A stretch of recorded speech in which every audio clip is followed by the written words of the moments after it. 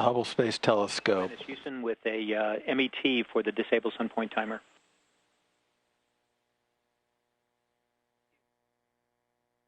The bottom of Hubble coming into view through the remote manipulator system's end effector camera. This same view seen through one of the closed circuit televisions up on the flight deck of Atlantis. Commander Scott Altman carefully positioning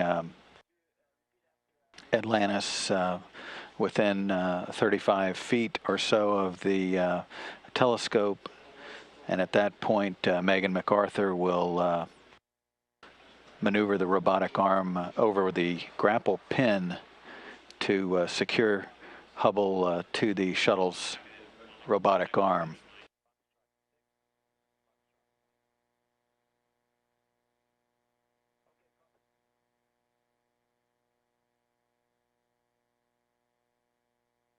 The equipment section coming into view, the aft shroud of the telescope. Behind those doors are the rate sensor units, essentially the gyroscopes that control the telescope's attitude.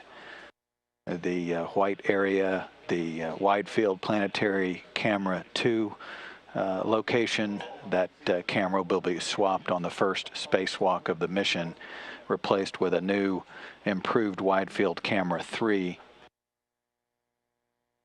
And just above that, coming into view, the forward shell of the telescope, the various equipment bays that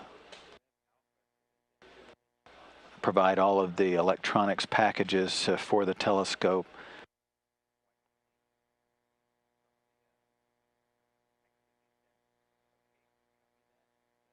And the grapple fixture now in view. Megan MacArthur now repositioning the shuttle's robotic arm to align with the grapple fixture on the telescope. Space Shuttle Atlantis, all of its thruster jets have been inhibited. It's in free drift.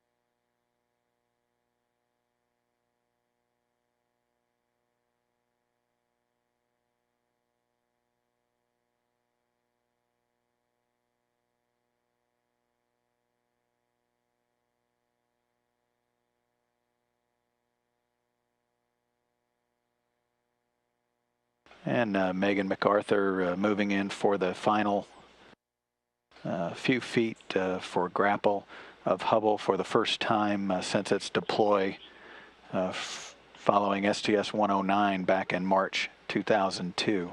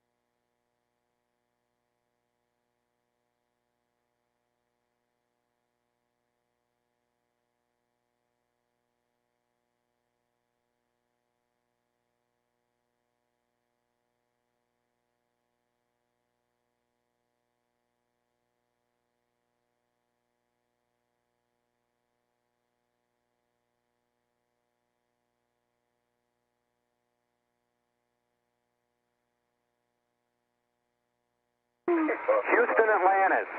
Hubble has arrived on board Atlantis with the arm.